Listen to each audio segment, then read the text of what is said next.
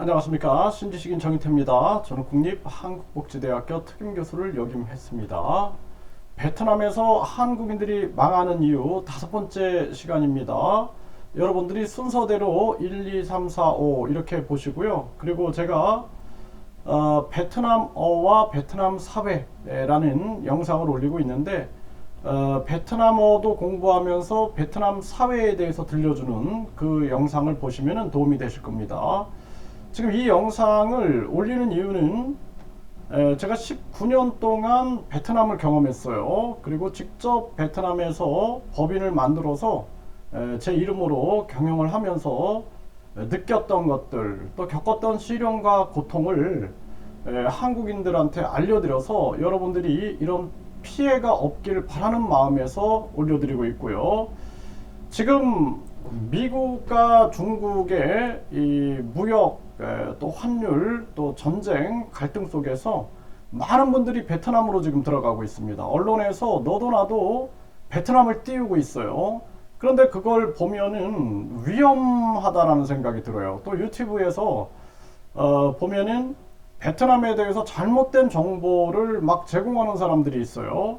또 너무나 비하하는 사람들도 있고, 그리고 너무나 띄우는 사람들도 있는데, 이 부분에 대해서 제가 균형을 잡고 말씀을 드려서 여러분들이 중심을 잡을 수 있게끔 해야겠다. 그리고 여러분들이 국제 거지가 되는 것은 막아야겠다. 제가 이런 말씀을 드려요. 왜냐하면은 제가 이제 한국인 한 분이 저한테 5만 동을 좀 주셨으면 좋겠다 이렇게 얘기를 하시는 거예요. 그래서 5만 동이면 우리 돈으로 한 2,500원인데요. 5만 동이면은 뭐 이제 쌀국수 뭐 이렇게 시내에서는 쌀국수 한 그릇 먹을 돈이고 대학가에서는 두 그릇 정도 먹어요. 그래서 대학가 정도 가면은 뭐 쌀국수 한 그릇이 뭐 한 1,000원 정도 우리 돈으로 요 정도고, 이제 막 관광지 같은데 가면은 이제 또 천차만별이겠지만 한 2,000원, 3,000원 이 정도라고 보시면 되는데, 그래서 베트남에서 한국인들이 망하는 이유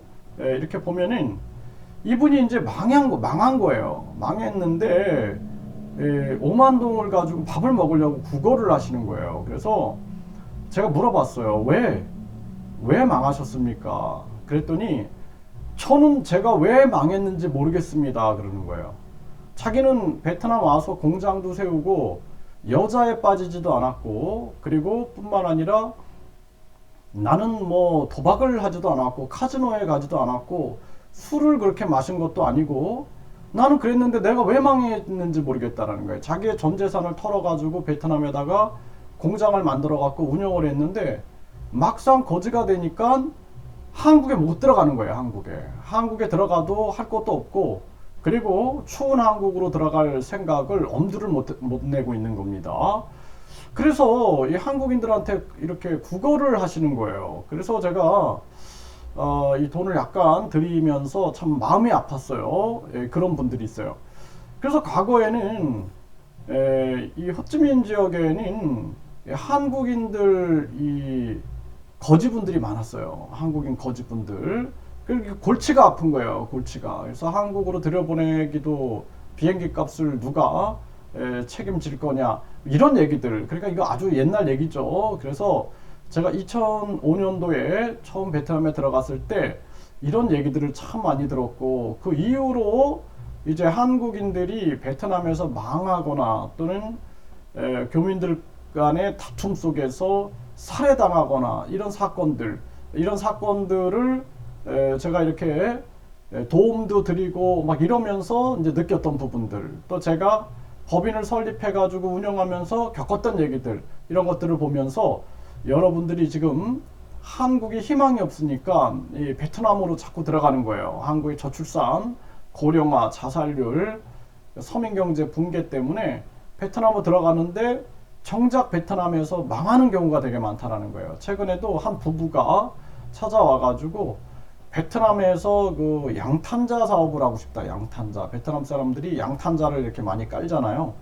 그런데 제가 한참을 얘기했어요. 네, 이게 그냥 쉽게 이게 사업이 될 것 같다 이런 생각을 하지 마셔라. 왜냐하면은 이 경영이라는 것이 굉장히 복잡한 거다. 일단은 여러분들이 사업을 하려면은 어떻게 해야 돼요? 처음에 사업자 등록증을 내야 돼요. 이렇게 사업자 등록증. 이게 저희 증명 단키 디오디엠 낑조안 해가지고 이거는 이제 제가 지점 호찌민 지점을 설립을 한 건데 그러니까 여기에는 이제 호찌민 덤빙이라는 지역에 지점을 설립한 지점이고 이거는 본점이에요. 본점. 네, 그래서 여기 보면은 정인태 제 이름이 나오죠. 정인태. 그리고 남자고 직위는 잠덕 하면 사장이고 국적은 한국이다. 이게 나옵니다. 제 주소까지 이렇게 나오거든요. 한국 주소까지 이렇게 나와요. 그래서 한국 서울 송파구 해가지고 나옵니다. 그래서 이렇게 이 경영증을 만들어야 되는 거예요. 경영증. 제가 이 경영증 허가 받는 것도 나중에 한번 다뤄드릴게요. 그 다음에 경영증을 만들었으면은 경영증을 만들기 전에 이 저희 증명 단키 너드 해가지고 투자 증명서를 또 만들어야 돼요. 투자 증명서. 나는 이만큼을 투자해가지고 우리 주식은 몇 프로 몇 프로 몇 프로 해가지고 이렇게 회사를 만든다. 여기 이제 주식이 다 표기가 됩니다. 베트남은 이게 주식 표기가 여기가 다 돼요. 그래가지고 얼마를 투자하고 얼마의 주식을 누가 얼마를 갖고 이런 게 다 표기가 돼요. 그래가지고 투자하고 와서 이건 이제 번역 공증을 한 건데 이 이제 교육법에 의해서 이 지금 법인을 만든다 해가지고 이렇게 이제 이 투자 허가서를 받은 거예요. 투자 허가서를 얼마를 투자해가지고 나는 어떻게 여기 보면 교육 및 외국어 교육센터다 이렇게 나오죠. 네, 그래서 투자 허가서 번호도 나오고 이렇게 나오는 거예요. 그래서 나는 교육 및 외국어 교육센터를 하겠다 해가지고 이것을 이제 허가를 받은 거죠. 네, 그 투자 허가서를 받은 거예요. 그래서 여기 보면은 네, 여기 이제 중점 따오 응와이 응으 바 자우죽 하면은 교육 및 외국어 센터에 대한 투자 허가서를 받게 된 겁니다. 그렇죠? 이게 받았으니까 그 다음엔 주식이 있어요. 주식. 그래서 이 주식이 제가 이제 92%를 가지고 있다. 여기 옴정인태 나오죠. 네. 그리고 법인을 2개 설립했어요. 그래서 하나는 여기도 이제 71.43% 네, 정인태 이렇게 나오죠. 이런 투자 허가서를 만들어야 된다라는 거예요. 그래서 이게 굉장히 중요한 부분입니다. 그래서 많은 사람들이 제가 어제도 이런 말씀을 드렸어요. 4에서도 말씀을 드렸는데 베트남에 가면은 아무것도 모르니까 사람들이 특히 이제 한국인들이 접근을 합니다. 그래서 저도 이제 베트남에 처음 가니까 한국인들이 접근을 해요. 접근을 해가지고 하는 얘기가 내가 땅을 가지고 있다 베트남에. 그래서 이 땅을 살 생각 있냐? 땅이 아주 좋다. 그러니까 뭐 한국 사람들은 한국 생각을 하는 거예요. 한국 생각을 하고 그런가 뭐 하면서 땅값이 싸네. 이거 땅값이 올라간다 막 이런 얘기를 하는 거예요. 근데 그 사람이 저랑 모르는 사람이 아니에요. 아는 사람인데도 불구하고 사기를 치는 거죠. 사기를. 베트남은 공산주의 사회주의 국가이기 때문에 한국처럼 땅을 사고 파는 이 개념이 없어요. 거기는 이 땅은 뭐 외국인이 절대로 살 수도 없고 여기는 이제 사용권이라 그래요. 아파트도 사용권이라 그럽니다. 소유권이 아니에요. 사회주의 공산주의이기 때문에. 그래서 막 사람들이 우리 식으로 아파트 사면은 내가 이거를 소유하나 보다 이런 식의 생각을 하는 거예요. 그냥 50년 사용권을 주는 거예요. 그리고 50년이 지나면 다시 또 50년을 연장해 주는 거예요. 이런 사용권입니다. 그리고 아파트를 샀다 할지라도 한 동이 이렇게 있으면 그 동에 30%밖에 못 사요. 외국인들이. 그리고 외국인들이 또 이제 그 외국인들 뭐 이제 내가 아파트를 샀는데 그 외국인이 또 아파트를 거기 들어가서 분양 이후에 사려고 하면은 그러면은 외국인은 외국인한테만 살 수가 있는 거예요. 또 외국인한테만. 그리고 이제 그 외국인 소유자 그 사용권을 가지고 있는 자는 베트남 사람이나 외국인한테 판매할 수가 있어요. 매매할 수 있어요. 사용권을 양도하는 거죠. 이렇게 할 수가 있습니다. 그러니까 우리식 개념을 가지면 안 돼요. 그래서 뭐 베트남 부동산이네, 뭐 베트남 주식이네 막 이러고 있는데, 또 베트남 은행에 이제 이자가 높은 경우가 있어요. 그래서 베트남 다니다 보면은 이자를 뭐 20% 준다 막 이런 거 있어요. 우리식으로 말하면은 그 저축은행 이런 거예요. 그래서 베트남의 은행에 20% 준다? 근데 그 돈을 한 1년 정도를 묶어야 돼. 기간이 많을수록 이자가 높아요. 그래서 저도 베트남 은행에다가 돈을 예금을 해봤는데 1년 정도 해야지 이자가 뭐 예를 들어서 믿을 수 있는 은행, 우리식으로 말하면은 저 큰 은행들, 그런 은행들은 한 7% 정도 막 주는 경우가 있었어요. 그래서 돈을 넣는데 이것을 1년 동안 넣어놔야 돼. 뭐 6개월 넣으면 좀 싸, 이런 식으로. 3개월이면 더 싸, 이런 식이에요. 그렇기 때문에 만약에 그 은행이 망했을 경우에는 우리 한국 같은 경우는 5천만 원까지 보존을 받는데, 이게 이 은행이 보존을 받을 수 있는가, 이런 것들도 생각을 해야 한다는 것입니다. 그래서 이 사람들이 저한테 땅을 사라, 이런 거짓말을 해야 되는 거죠. 예? 그래서 이러한 부분들이 위험이다라는 거예요. 위험. 또 아파트도 마찬가지로 사용권이다라는 거예요. 사용권. 또 주식도 베트남 주식도 가능성은 있지만 주식 가치가 많이 올라가지 않아요. 이러한 부분들을 냉철하게 봐야 된다라는 거예요. 그래서 뭐 주식을 구입했을 때는 배당률이 있어야 되는데 배당률도 약하다. 또 뭐 선진국일수록 성장률은 낮아도 배당률이 높다든지, 어떤 나라도 보면 50%뭐 70% 배당률, 근데 배당률이 거의 없다든지, 또는 주식이 뭐 예를 들어서 아주 미약하게 오른다든지 내려간다든지, 뭐 이런 부분들. 또 주식이라는 건 얼마든지 이 주식, 저도 이 주식회사 하잖아요. 이게 꼼띠꺼펀 하면 주식회사인데 언제든지 이 주식은 장난칠 수가 있는 거죠. 주식회사 내부적으로. 그래서 이 유대인들이 만들었기 때문에, 이 유대인들이 굉장히 아주 이 주식은 금융으로 인해서 놀이터를 만들 수 있는 그런 구조를 많이 만들어 놨어요. 이런 부분들이 있다라는 것입니다. 그래서 여러분들이 쉽게 그냥 믿어서는 안 된다라는 거예요. 그래서 제가 베트남 처음 갔을 때도 저는 이제 그 한국인 당연히 한국인 소개하는 거죠.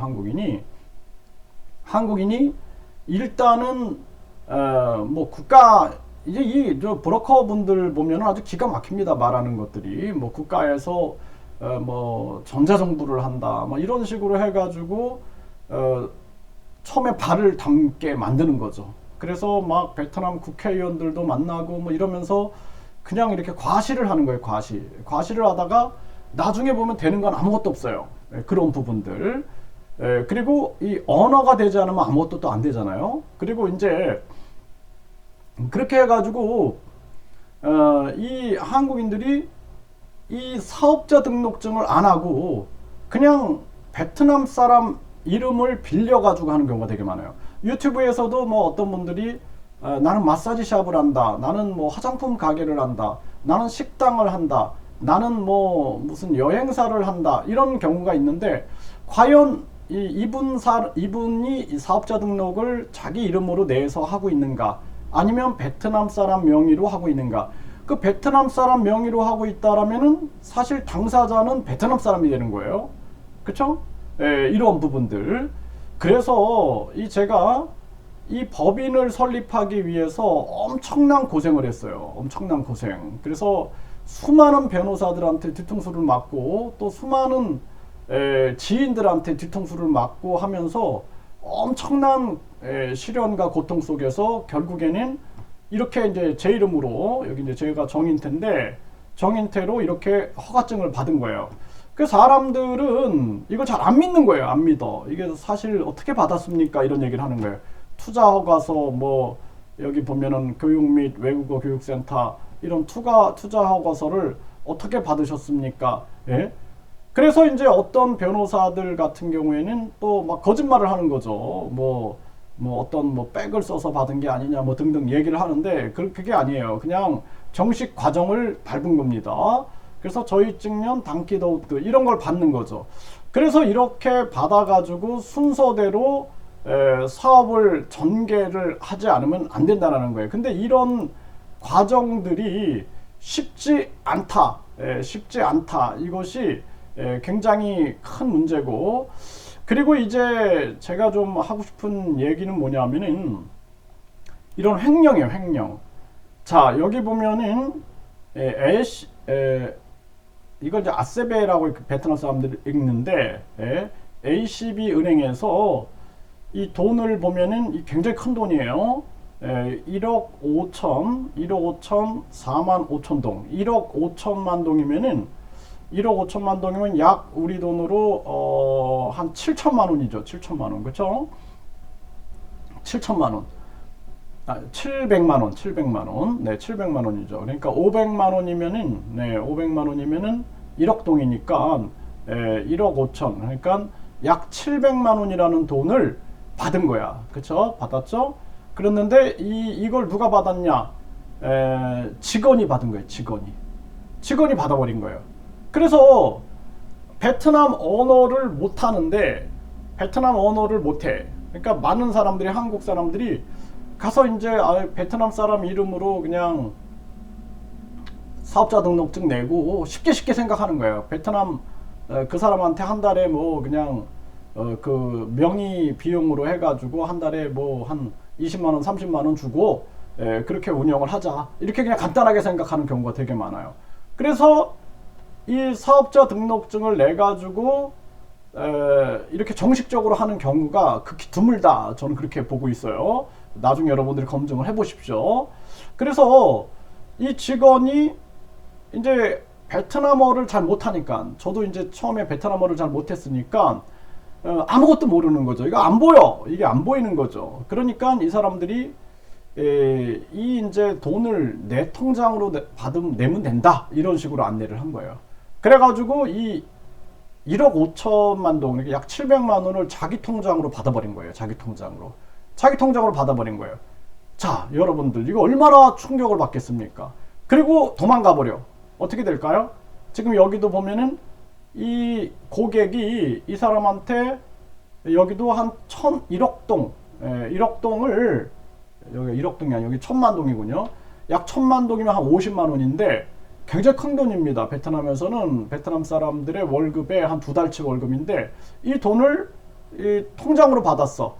그래가지고 자기 통장으로 받은 거예요. 이게 왜 이런 일이 벌어졌냐면은, 제가 항상 얘기했던 게 뭐냐면은 베트남 가니까 현금 문화인 거예요. 현금 문화. 그러니까 사람들이 막 돈을 싸들고 오는 거예요. 이렇게. 그래서 오죽하면 사무실에 돈 세는 기계가 있었거든요. 돈을 싸들고 오니까, 현금을 싸들고 오니까 이 현금 문화인 거예요. 베트남은 금고 문화, 현금 문화입니다. 그래서 베트남 집에 가면은 이 금고가 다 있어요. 금고. 그래서 이 금고가 아주 불편하거든요. 이 번호 이거 이거 뭐 오른쪽으로 돌렸다, 왼쪽으로 돌렸다 막 이런 식으로 해가지고 우리 한국인들한테는 익숙치가 않는데, 그래서 이 금고를 가지고 현금 문화이기 때문에 제가 이제 회사를 만들고 나서는 제일 먼저 했던 게 뭐였냐면은 앞으로는 모든 걸 다 이 은행 거래로 해라 이렇게 했어요. 그랬더니 이 베트남 사람들이 말을 안 들어요. 왜냐하면 은행을 제가 직접 가보니까 질서가 없는 거예요. 질서가. 그래가지고 그냥 사람들이 바글바글 한데 그냥 막 거기서 막 순서 질서도 없이, 뭐 지금은 좀 나아졌는데 뭐 예를 들어서 지점, 동네 지점 같은 데는 아주 바글바글 합니다. 거기서 돈을 보내려면은 시간을 기다려야 되고 막 복잡하니까 사람들이 아예 그냥 현금을 들고 다니는 거예요. 현금을 들고. 우리도 지금 뭐 인터넷 뱅킹 이렇게 하지만 과거에는 거기서 막 은행에서 기다려가지고 돈을 보내고 막 그랬잖아요. 막 적고 그런 식인 거예요. 근데 요즘에는 이제 젊은 사람들은 인터넷 뱅킹도 많이 합니다. 그래서 휴대폰으로 그냥 보내고 이런 경우도 많이 하는데 지금 많이 좋아졌어요. 그리고 한국이 신한은행이나 뭐 한국은행들이 베트남에 많이 들어가서 그런 게 되게 잘 돼 있습니다. 신한은행은 앱을 통해서 그냥 이렇게 보내고 송금하고 이런 게 잘 돼 있어요. 그런데 이 계좌로 인해서 보내라 라고 했는데 이제 이게 안 되니까 이 사람이 이제 직원이 이렇게 돈을 받는 거예요. 중간에서 받아가지고 여기도 1억 5천이라는 돈을 받아서 도망가 버리는 거예요. 여기도 1000만 동을 받아가지고 도망가 버리고, 여기도 보면은 또 한 2200만 동을 받아가지고 도망가 버리는 거예요. 이런 일이 터진다라는 겁니다. 이런 일이. 그래서 이런 게 굉장히 위험하다라는 거예요. 위험하다. 굉장히 위험한 거예요. 그래서 이런 거를 제가 이렇게 썼어요.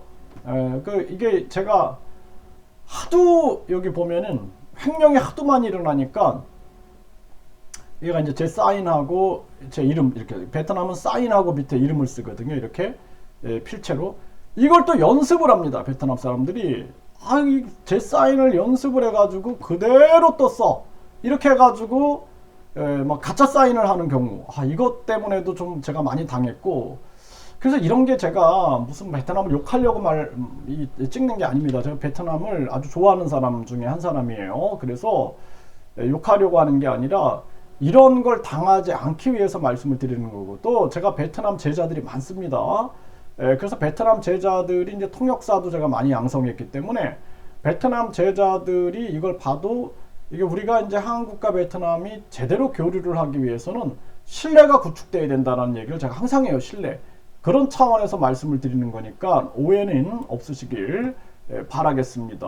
네, 그래서 이제 이 돈을 이 학생이 그 직원한테 줬다라는 거예요. 그래서 2017년 8월 20일에 이 사람은 110만 동, 110만 원, 우리 돈 5만 돈이죠. 이런 교육비를 이 직원에게 냈다라는 거예요. 직원한테 냈고, 뭐 이러면서 이런 걸 다 하고 학생이 여기다가 사인을 하고, 제가 이걸 확인서를 받아놓은 거예요. 이렇게 확인서를. 그리고 이거 왜냐하면 이거는 현금을 이렇게 냈을 경우. 근데 영수증이 없어, 이 사람들이. 영수증을 또 발부 안 해버리는 경우가 있어요. 그래서 골치가 아픈 거죠. 은행 계좌로 보내라 라고 통지를 다 하니까 중간에서 자기 계좌번호를 알려줘가지고 중간에서 갈취를 해버리고 그리고 현금으로 낸 경우에는 영수증을 발행을 안 해주고 그냥 자기가 먹어버린 거예요. 이렇게. 그러니까 얼마나 이게 안타깝겠어요. 그러니까 저는 이제 교육 사업을 했으니까 제가 강의를 해야 되니까 제가 수업을 해야 되니까 이건 이제 행정 직원이 이거를 맡아서 했는데 대부분 자기가 현금을 받아가지고 가버리는 거예요. 그런 일이 너무 많이 터지는 거예요. 그래서 베트남에서 직원들을 고용하다 보면은 뭐 예를 들어서 이제 뭐 월급이 뭐 우리 돈으로 한 20만 원, 뭐 30만 원, 또 아주 뭐 직원이 괜찮다 그러면 뭐 40만 원 이렇게 정도를 주고 있는데 그런데 보면은 이 사람들이 과연 예를 들어서 20만 원을 받고 생활할 수 있을까? 그래서 집에 가보면은 집세가 아주 조그만 이 원룸도 한 15만 원 정도가 하는 거예요. 15만 원. 원룸에다 화장실까지 달려 있으면은 한 15만 원 정도를 받는 거예요. 그러면은 20만 원 받아서 15만 원을 내면은 밥을 어떻게 먹고 어떻게 생활하냐 이런 문제가 생기거든요.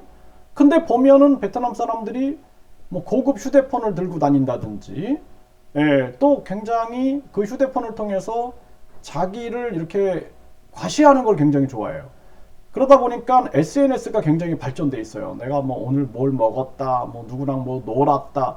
뭐 우리도 이제 보면은 뭐 저 인스타그램이나 이런데 그런 거 많이 올리는 사람 많죠. 카카오 스토리라든지 페이스북이라든지 그런 것처럼 이런 걸 굉장히 많이 합니다. 그러다 보니까 이해가 잘 안 되는 거죠. 아니, 저 월급을 받아서 어떻게 저렇게 생활할 수 있을까? 의문이 가죠. 네, 그래서 이 뭐라 그럴까요? 보이지 않는 경제가 있습니다.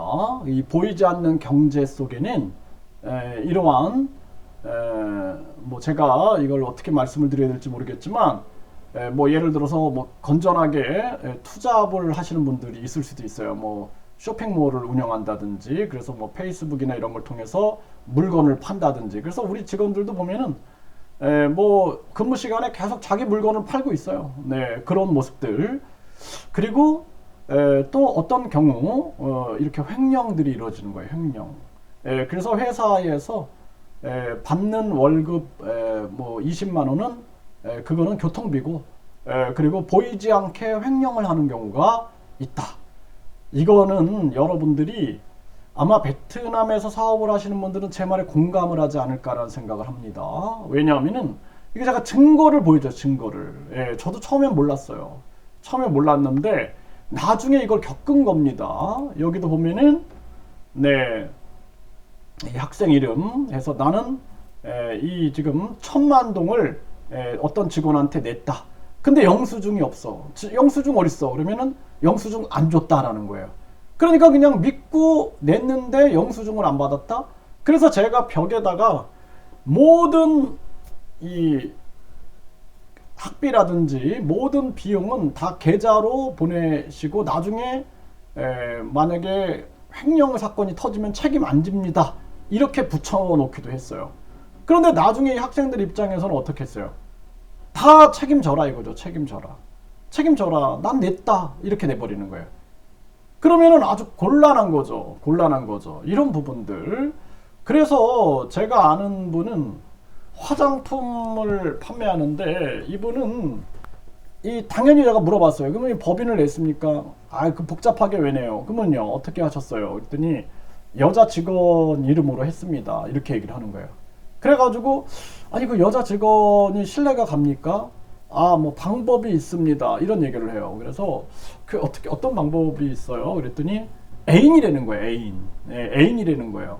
그래갖고 이분이 나이가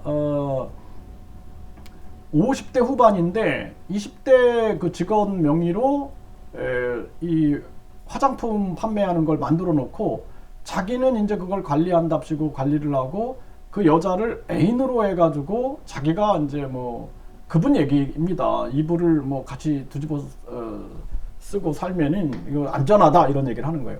나중에 그분이 연락이 안 됩니다. 네, 연락이 안 돼요. 연락이 안 되고 완전히 그냥 어느 순간부터 연락이 안 돼요. 어디 있는지 모르겠어요. 네, 그래서 찾을 수가 없습니다. 그분을. 네, 그래서 이게 위험한 거예요. 나중에 4명이니까 이거 다 내 거야 그러면 어떻게 할 거예요?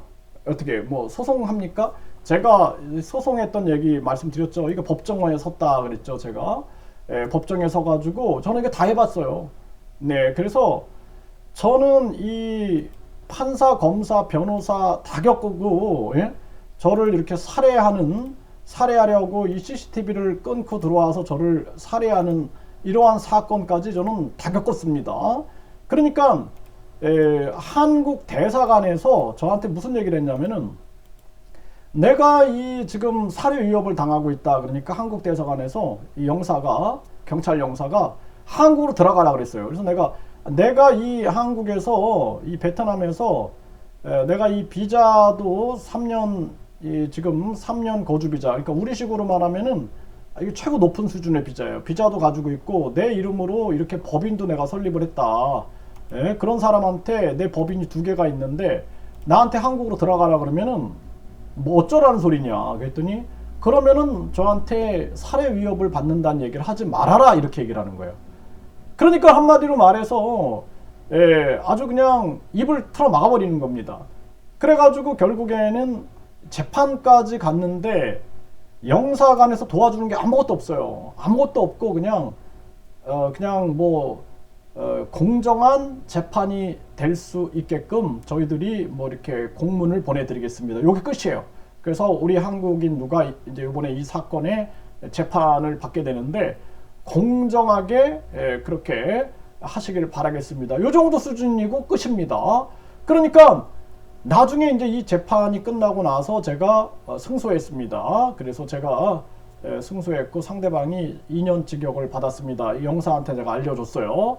그래도 그나마 신경을 써줘서 감사합니다. 이렇게 얘기를 했더니 제가 처음 듣는 경우입니다. 네, 한국인이 이렇게 승소한 사례를 처음 듣는 경우입니다. 변호사를 썼습니까? 그래서 변호사 쓰지 않았습니다. 네, 그리고 변호사들한테 하도 협박을 받아가지고 이렇게 전개를 했습니다.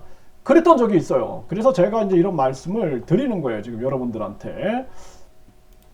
그래서 이렇게 횡령들이 일어난다라는 것입니다. 그래서 여기도 보면 1000달러면 100만원 정도잖아요. 이 1000달러를 받은 거야. 근데 이거는 이제 영수증이 다행히 있었어요. 영수증. 근데 이 영수증을 받고 1000달러를 받아놓고 이 영수증도 이거 동네에서 다 살 수가 있겠죠. 네. 그래가지고 이 영수증을 끊어주고 학생을 안심을 시켜놓고 이 돈을 가지고 도망가 버리는 거예요. 잡을 수가 없어. 어떻게 어디로 도망갔는지 어떻게 압니까? 이런 일들이 터진다라는 겁니다. 그래서 정말 이게 위험하다. 왜 제가 이런 말씀을 드리냐? 제가 여기 보면은 지점도 호찌민에 지점이 있었단 말이에요. 지점. 그쵸? 네, 호찌민에 여기 이렇게 지점이 있어요. 지점도 있었고 하노이에 제 본점이 있었기 때문에 저는 호찌민 하노이를 거의 한 달, 두 달에 한 번씩 왔다 갔다 하면서 이 호찌민에는 또 이제 직원들이 있어가지고 왔다 갔다 하면서 했는데 이런 횡령들이 계속 터지는 거예요.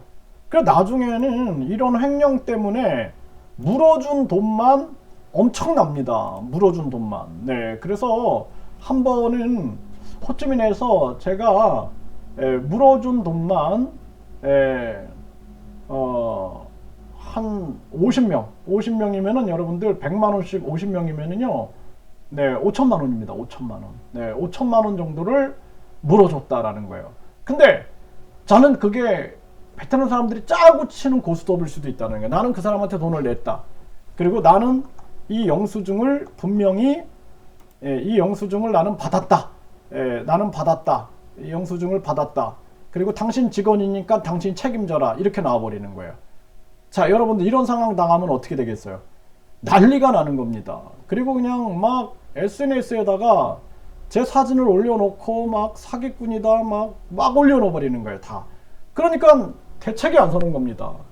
PC방에서 막 직원 아르바이트생들 한 7명 고용해가지고 계속 올려버리는 거예요. 아무것도 못하게 됩니다. 사람이. 그걸 정면 돌파하면서 제가 가가지고 한 100, 이게 1000달러잖아요. 1000달러씩 한 50명 정도를 환불해 준 경우가 있어요. 이 사람들은 뭐냐면 그 직원을 얼른 도망간 당신 잡아라. 당신 직원이 당신 책임져라. 이런 거.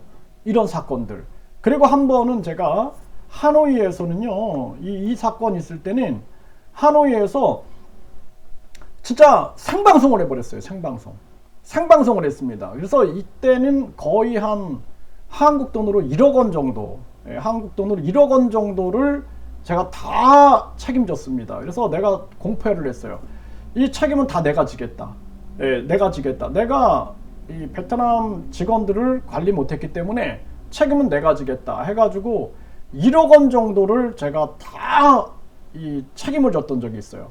여러분 생각 1억 원이면 작은 돈이 아니에요. 베트남에서 엄청 큰 돈인데, 그래서 제가 1억 원을 환불해주는 과정을 생방송으로 해버렸어요. 생방송. 왜 생방송을 했겠어요? 왜? 생방송을 해가지고 나는 책임진다라는 걸 보여주는 거예요. 내가 베트남 사람들한테 이런 일들이 다 있었다. 이런 거 다 공개해버리고, 페이스북에다가 싹 공개해버리고, 내가 생방송을 해가지고 사람들이 막 몰려온 거예요. 몰려와가지고 돈 내놔라 이러는 거죠. 당신 직원 아니냐. 그리고 그 직원은 도망가 버렸어. 해외로 도망가 버렸어. 그러면은 저는 되게 억울한 거죠. 이거 뭐야? 당신 대표 아니야, 대표. 여기 보면은 여기 제 이름 나오잖아요. 정인태 나오죠? 이 법인은 당신이 대표잖아. 그러니까 당신 책임져 해가지고 결국에는 제가 이 사건이 있을 때 굉장히 힘들었습니다. 네, 그래가지고 이 사건이 터졌을 때 정말 하노이에서 한 1억 원 정도를 환불을 해줘 버렸고 책임을 진 거예요. 호찌민에서 한 5천만 원 정도를 책임을 졌다. 그래가지고 정면 돌파를 했어요. 정면 돌파. 그래서 제가 정면 돌파를 하면서 정말 많은 시련과 고통을 겪었다라는 것입니다. 그래서 여러분들이 지금 베트남 들어간다, 많은 사람들이 베트남 사람 명의로 그냥 하면 된다 해가지고 사기당해갖고 저한테 막 눈물을 흘리고, 또 어떤 사람은 자기 명의로 저도 저 선생님 하신 말씀대로 제 명의로 회사를 만들어 갖고 겨우겨우 만들어 가지고 공장을 운영했는데 횡령을 당해 가지고 막 피눈물이 납니다. 직원을 그렇게 믿었는데 아버지 돌아가셨을 때도 도와주고 하면서 그렇게 내가 돌봐줬는데도 불구하고 횡령을 당해서 사라져 버려서 어떻게 될지 모르겠습니다. 그러면은 예를 들어서 이 경찰에 가가지고 고소를 해야지 잡을 수가 있을 텐데 이거 쉬울까요, 안 쉬울까요? 이 법원에 선다라는 게. 일단은 제가 경찰서에 가니까 경찰서에서 쳐다도 안 보는 거예요. 계속 기다리는 거야. 그냥 하루 온종일 그냥 한나절을 기다리고 있는 거예요. 그냥. 그리고 나서 오후에 다시 와라 이렇게 얘기를 해요. 오후에 다시 와라. 그러니까 이게 무슨 돈을 줘야지 움직이는 건지. 그래가지고 오후에 다시 왔는데 또 그냥 앉혀놓는 거예요. 그냥. 그래가지고 제가 내가 이거 이런 식으로 하면은 나는 이거 한국 정부부터 시작해가지고 다 알리겠다. 이거 이렇게 하면 안 된다. 여러분들이 나한테. 그래가지고 수사를 해달라. 네. 그래가지고 뭐 저도 이제 뭐 베트남어를 한다 할지라도 베트남 사람들하고 아주 삼일한 이런 걸 못하니까 제 이제 통역관도 이제 믿을 수가 없어요. 장난칠 수가 있으니까 제 제자들, 제가 통역사를 양성했다 그랬죠. 제 제자들을 데리고 가가지고 제자들에게 통역을 시키면서 그러면서 제가 베트남어로 하면 제 제자들은 다 알아들어요. 이걸 해가지고 이제 하는데 대사관에서 이걸 좀 도와줄 수 없습니까? 그거 알아서 하셔야 됩니다. 이렇게 얘기를 해요. 대사관은. 우리는 뭐 그런 도움 주는 시스템이 없습니다. 이렇게 얘기를 해요. 살해 위협을 받고 있습니다. 안전한 곳으로 피하십시오. 한국으로 들어가십시오. 이런 얘기 외에는 도와줄 게 없어요. 이 사람들이. 그리고 나서 결국에는 고소한다. 여러분들이 생각해보세요. 경찰서 가서 고소한다. 그 검찰 조사 받는다. 법원에까지 간다. 이거 쉬울까요? 이거 2년이 걸립니다. 2년 동안 진짜 저는 이빨을 악물고 했어요. 왜냐하면 내가 이 한국과 베트남의 온전한 교류를 위해서 내가 이렇게 뭔가 역할을 하고 있고 내가 큰 뜻을 갖고 있었어요. 큰 뜻을.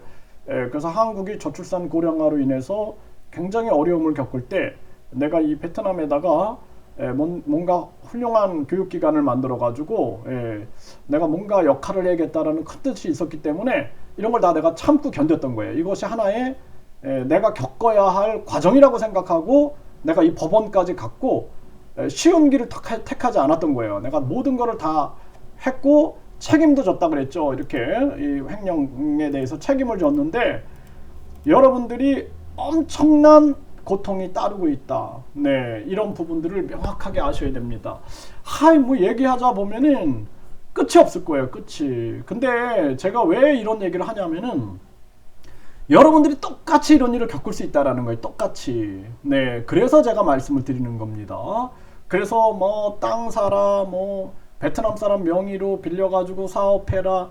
뭐 유튜브에 나와서 사업하시는 분들 한번 물어보세요. 어떻게 사업하세요? 사업하려면은 한국에서 식당 하나 내도 사업자 등록증 내야 되는데 어떻게 사업자 등록증 냅니까? 그러면 대부분이 베트남 사람 명의로 하고 있어요. 그거 괜찮습니까? 그러면은 뭐 좋은 친구예요. 괜찮아요. 나중에 보면은 카드 결제했는데 그 돈이 그 사람 명의로 들어가고 돈 돌려받지 못했어요. 또 나중에 돈을 계속 올려요. 나중에는 뺏겼어요. 분쟁에서 뺏겼어요. 그 자체가 불법이 되니까. 불법. 네. 왜냐하면 여행 비자는 여행만 하게 돼 있는 거예요. 그래서 비자는 어떤 비자를 갖고 있습니까? 그러면은 여행 비자 갖고 그냥 3개월에 한 번씩 라오스 한번 넘어갔다 오고 그러면은 라오스에 나간 게 되기 때문에 3개월이 또 유지가 되는 거예요. 또 캄보디아 뭐 중국에 왔다 갔다 합니다. 괜찮아요. 다 그렇게 살고 있어요. 이런 얘기를 하는 거예요. 근데 굉장히 불안한 거예요. 언제 어떻게 당할지를 모른다. 이런 생각을 해야 된다라는 거예요. 그래서 저는 법인을 이렇게 설립을 한 거예요. 법인을 제 이름으로 법인을 설립해가지고 그리고 이 법인은 주주가 3명이 들어가게 돼 있어요. 3명이 들어가서 제가 여기도 이제 71.43% 그리고 베트남 사람들이 이제 몇 프로 이렇게 조금씩 퍼센트가 있는 거겠죠. 여기도 보면은 회사 2개를 만들었는데 여기는 90%잖아요. 제 주식이 90%, 92% 베트남 사람들이 조금씩 했는데 나중에는 이 임원이 저를 살해하려고 했습니다. 그래서 아주 그냥 바람 앞에 등불처럼 살았고, 그리고 2번 독살 경험을 했다. 그러니까 사람들이 제가 거짓말 안 되는 거예요. 거짓말. 제가 거짓말 안 되는 거예요. 왜냐하면은 저는 베트남에서 베트남 사람들과 생활을 했어요. 왜냐하면 제가 아무것도 모르고 베트남에 왔을 때 한국인들한테 너무 많이 당했어요. 한국인들도 좋은 사람이 있고 나쁜 사람이 있어요. 근데 베트남에도 한국인들, 성실한 한국인들은요, 베트남에서 자기 일 열심히 합니다. 그냥 자기가 뭐 삼성을 다닌다, LG를 다닌다, 또는 자기가 예를 들어서 뭐 나는 그냥 자영업을 한다, 그러면 자기 일에만 성실해요. 사람들 안 만납니다. 잘 안 만나요. 그런데 꼭 이렇게 접근하는 사람들이 있어요. 특히 뭐 컨설팅 한다. 물론 컨설팅 하는 분들도 잘하는 분들도 계시지만, 컨설팅 한답시고 이렇게 속이는 사람들, 뭐 부동산 소개한답시고 속이는 사람들, 이런 사람들이 있다라는 거예요. 그래서 이 베트남은 예를 들어서 내가 집을 빌려, 그러면은 한국은 어때요? 빌린 사람들도 수수료를 내죠. 그리고 집주인도 수수료 내죠. 베트남은 그렇지 않아요. 집주인만 수수료를 냅니다. 그리고 빌리는 사람은 안 내요. 근데 한국 사람들은 한국식으로 아무것도 모르니까 양쪽에서 받아버립니다. 양쪽에서 받아버려요. 이런 경우. 그리고 베트남은 사실상 이렇게 베트남에서 활동하다 보면 한국식이 아니에요. 그냥 벽에다가 붙여놔요. 자기들이 벽에다가 여기 임대한다. 그래서 그 전화번호로 전화해가지고 임대 계약을 합니다. 이렇게 직접적으로. 그렇게 해요. 저도 굉장히 많은 임대 계약을 해봤는데, 또 임대 계약하면서 하는 얘기들, 할 얘기가 많습니다. 그래서 제가 이런 경험을 다 했기 때문에 말씀을 드리는 거예요. 그리고 이게 제 증거가 다 있잖아요. 증거가. 여러분들 증거가 있죠. 제가 증거 없이는 얘기를 안 합니다. 법원까지 가서 이런 증거를 얘기하는 거예요. 사람들이 안 믿어. 거짓말이라는 거예요. 제가 거짓말을 한다. 그리고 왜 거짓말을 한다라고 할까요?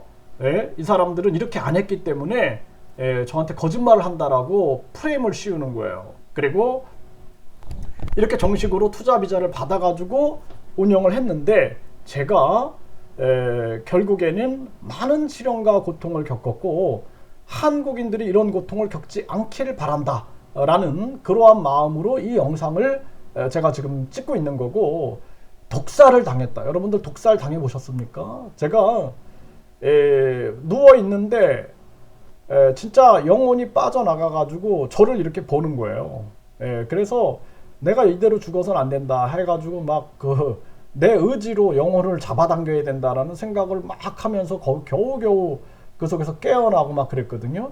그러니까 누우면은 막 온몸에 열이 일어나가지고 결국에는 물 한 잔만 마셔도 그냥 바로 화장실로 가야 됩니다. 네, 그래가지고 그런 고통을 계속 겪었어요. 2번. 왜? 그냥 차에다가 직원이 차를 타줬는데 그게 차인지 알았지 제가 독이 있는지 알았겠습니까? 그리고 거기에다가 또 맥주를 줬는데 그 맥주에 그 약이 담겨 있을 줄 제가 알았겠습니까? 그래 베트남 사람들이 누가 음료수 주고 그러면 마시지 말라고 그런 얘기를 항상 해요 저한테. 그래서 내가 왜 그러지 그랬거든요. 근데 그거 제가 2번 겪어보니까 이런 거구나. 그리고 한국도 요즘에 이런 사건들이 많이 일어나요. 무슨 뭐 술에다가 뭘 탔다, 또 뭐 음료수에다가 무슨 약을 탔다 그래가지고 무슨 사건이 일어났다, 이런 얘기 많이 나오죠. 그런 것들도 실질적으로 있다라는 것입니다. 그래서 제가 19년 동안 베트남에서 겪었던 이러한 얘기들을 여러분들한테 들려드리는 이유는, 지금 베트남이 뜨고 있다, 언론이 난리를 치고 있어요. 그런데 이런 고통이 있다. 그래서 여러분들이 성공하시길 바라는 마음, 여러분들이 거지가 되지 않길 바라는 마음으로 이 지금 영상을 올려드리는 거지, 제가 뭐 거짓말을 왜 합니까? 거짓말해서 내가 남는 게 뭐가 있다고 거짓말을 하겠어요. 그래서 여러분들이 근거를 가지고 제가 말씀을 드리니까 여러분들이 또 베트남에서 지금 사업하시는 분들은 아마 공감할 거다. 공감할 거고, 앞으로 이제 베트남에서 한국인들이 망하는 이유, 이 영상이 계속 올라갈수록 많은 한국인들이 공감을 할 거다. 저는 그렇게 생각을 합니다. 감사합니다. 여러분들도 궁금한 점이 있으면 댓글을 남겨주시면 제가 계속해서 영상을 이어서 만들어 드리도록 하겠습니다.